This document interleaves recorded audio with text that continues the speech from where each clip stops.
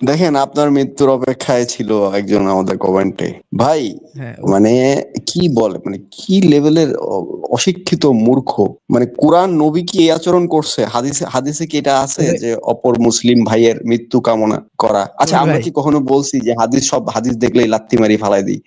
আমরা বলছি ভাই, হাদিসকে বিধান হিসেবে মানি না। পয়েন্ট টু কবির বি ভাই তাহলে নোটেড। আমি আজ কবির পর্যন্ত ভাই 3 তাহলে বছরে। হাদিসটা এই কি, যে জুলফিকার ভাই হাদিস না, কি এখন কবির ভাই হাদিস হ্যাঁ কি তাহলে আমরা একটা পড়বো এখন? হাদিস কি হ্যাঁ একটা পড়বো এখন? হ্যাঁ, দাউদের হাদিস একটু 66 পরে পড়েন একটু। ওই যে সূরা দাউদ। ওই জানেন তো কি কোনগুলো আনতে হবে, খুব ভালো করে আপনি জানেন। ওই যে চোরের পাকাটা বা যা হ্যাঁ পারেন জুলফিকার আনেন, ভাইরে একটু একটু দেখা সজীব দেন ভাই দর্শকদের। হ্যাঁ, গুগলে সার্চ করেন, একটু স্যাম্পল গুগলে দেখা সার্চ দেন, একটু করেন। স্যাম্পল দেখা দেন। হ্যাঁ হ্যাঁ, দাউদ হ্যাঁ। দাউদ দাউদ দাউদের 66 লেখেন গুগলে, খালি দাউদ 66।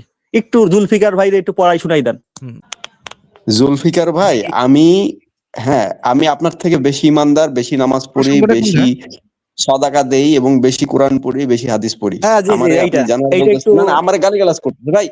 আমি আমি দেখতে চাই, আপনি স্টেজে এসে দেখেন, আমি আপনার হাদিস থেকে প্রশ্ন করবো, আপনি কয়টা হাদিস পড়ছেন? হ্যাঁ, আচ্ছা আমার কবির ভাই হুদাই এই এই গালিগালাজ। হাদিসটা একটু, এই হাদিসটা একটু মধু লাগাইয়া পড়েন, ভাই, মধু এরা কি হাদিস মধুর মতো মানে? আপনি। ভাই, এরা কি হাদিস মানে? হাদিসের উসুল না বলতে সেটা, পারবে? হাদিস না সহিহ হওয়ার 5টা শর্ত জিজ্ঞেস করলে বলতে পারবে এরা?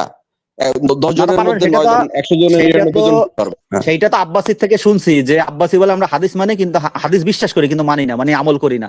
এক কথায় মানি না ভাই, বিশ্বাস করি কিন্তু মানি না। আমি আমার বাপরে বিশ্বাস করি কিন্তু বাপরে মানি না, বাপরে গালিগালাজ করি, তাহলে লাভ হইলো কি ভাই? কি আমরাও করি। লেভেলের আল্লাহ ব্যক্তি! আমাদেরকে দিয়ে হাদিস অস্বীকার করায় নিচ্ছে। একটা হাদিস আছে না, আল্লাহ করায় নেয় মানুষকে দিয়ে কাজ। আল্লাহ আমাদেরকে দিয়ে হাদিস অস্বীকার করায় নিচ্ছে যাতে তোরা সোজা হয়ে চলিস। হ্যাঁ, না এটা কিন্তু সত্য, কারণ পয়েন্ট। আমলের আমলের কোনো দাম নাই, কারণ আল্লাহ আদম পৃষ্ঠদেশ থেকে নাকি এক দলের জান্নাত জাহান্নামের জন্য তৈরি করছে। যারে যায় সেই কাজ করাবেই। তোমরা যে এরকম মুশরিক হবা সেটাও আল্লাহ জানে। জি বলেন। হ্যাঁ, আমরা একটু হাদিসটা পড়ে নেই যে সুনান আবু আচ্ছা, দাউদের হাদিস ৬৬ পড়েন। নম্বর হাদিস সঞ্জিত এটা। ভাই, আপনি পড়েন, আপনি পড়েন। আপনি পড়েন। হ্যাঁ, হ্যাঁ, হ্যাঁ, হ্যাঁ, এটা আসলে পরিচ্ছেদ হলো যে বুজা নামক কূপ প্রসঙ্গে একটা। তো আমরা সেই কূপ প্রসঙ্গে যদি পড়তে যাই, সেখানে বলা হচ্ছে যে আবু সাঈদ আল খুদরি রাদিয়াল্লাহু আনহু সূত্রে বর্ণিত, বিশাল তো গ্র্যান্ডেড হাদিস এটা একদম। একদা রাসূলুল্লাহ সাল্লাল্লাহু আলাইহি সাল্লামকে জিজ্ঞেস করা হলো, আমরা কি মদিনার বুজা নামক কূপের পানি দিয়ে অজু করতে পারি? কূপটির মধ্যে মেয়ে লোকের হাইজের নেকড়া, কুকুরের মাংস ও যাবতীয় দুর্গন্ধযুক্ত জিনিস নিক্ষেপ করা হতো। রাসূলুল্লাহ সাল্লাল্লাহু আলাইহি সাল্লাম বললেন, পানি পবিত্র, কোনো কিছু একে অপবিত্র করতে পারে না। জাস্ট অসাধারণ হাদিস।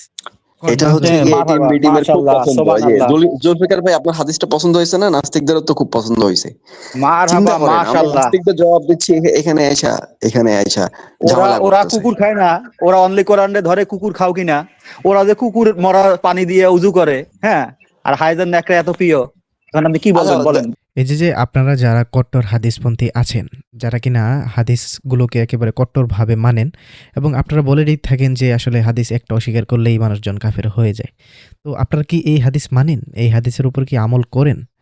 এখানে দেখুন না যে বলাই যে হলো যে বুজা নামে যে একটা কূপের পানির কথা বলা হলো, সেখানে চিন্তা করে দেখুন যে সেখানে মেয়ে লোকের হাইজের নেকড়া ফালানো হয়, কুকুরের মাংস ফালানো হয় ও যাবতীয় দুর্গন্ধ যুক্ত জিনিসপত্র সেখানে কিন্তু নিক্ষেপ করা হয় সেই কূপে। সেই কূপের পানি আপনারা মানে কিভাবে সেটা দিয়ে অজু করতে পারেন? এবং এখানে জাস্ট হযরত মুহাম্মদ সাল্লাল্লাহু আলাইহি সাল্লামের নামে যে একটা বাণী আপনারা বানালেন, হযরত মুহাম্মদ সাল্লাল্লাহু আলাইহি সাল্লাম কি এই কথা বলতে পারেন যে পানি পবিত্র, কোনো কিছু একে অপবিত্র করতে পারে না? মানে এটা কি ধরনের কথা? যেখানে কিনা মেয়ে লোকের হাইজের নেকটা রয়েছে, কুকুরের মাংস রয়েছে, যাবতীয় দুর্গন্ধযুক্ত জিনিসপত্র নিক্ষেপ করা হয়েছে, সেই কূপটির পানির ব্যাপারে হযরত মুহাম্মদ সাল্লাল্লাহু আলাইহি সাল্লাম কি বলতে পারেন যে পানি পবিত্র, কোনো কিছু একে অপবিত্র করতে পারে না? তো এগুলো দ্বারা কি সেই পানি কি অপরিচ্ছন্ন বা অপবিত্র হয়নি? মানে সেটা দিয়েই কি তাহলে আপনারা অজু করতে পারবেন? আসলে এই বিষয়ে আপনারা কি বলে থাকেন আমাকে বলুন। এই হাদিসকে আপনারা মানেন না? নাকি এই হাদিসকে রহিত করে দিছেন? নাকি এই যে সহিহ ট্যাগ দিয়ে হাদিসটাকে যে রাখছেন, নাকি এটার কোনো অন্য কোনো ব্যাখ্যা আছে যেটা আপনাদের কাছ থেকে জানতে হবে, হাদিস থেকে সেটা বোঝা সম্ভব নয়? অর্থাৎ হাদিস পড়ে আমরা যেটা বুঝতেছি, আপনার ব্যাখ্যা দিয়ে হাদিসটাকেও বাঁচাতে পারলেন না, হাদিসটাকে উল্টো করে দিয়ে আপনারা বুঝালেন এই হাদিসের মনে হয় এটা বোঝাচ্ছে। মানে কলা শব্দ ব্যবহার করলে আম বোঝাচ্ছে, আম শব্দ ব্যবহার করলে কলা বোঝাচ্ছে। হয়তোবা আপনারা এইভাবেই বলবেন। তবে যাই হোক, আপনাদের কাছ থেকে এটার আসলে উত্তর চাই যে কি পরিমাণ আপনারা নোংরা হাদিস বানাতে পারেন নবীজির নামে।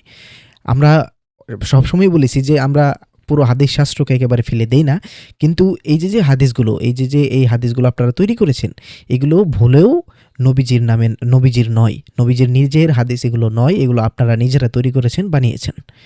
আমার বিশ্বাস এটুকুই। এবং আপনারা দেখি যে এই হাদিসের ব্যাপারে আসলে কি উত্তর দেন, সেজন্য আপনাদের জন্য অপেক্ষায় থাকবো। সে পর্যন্ত সবাই ভালো থাকুন, সুস্থ থাকুন। সালামু আলাইকুম।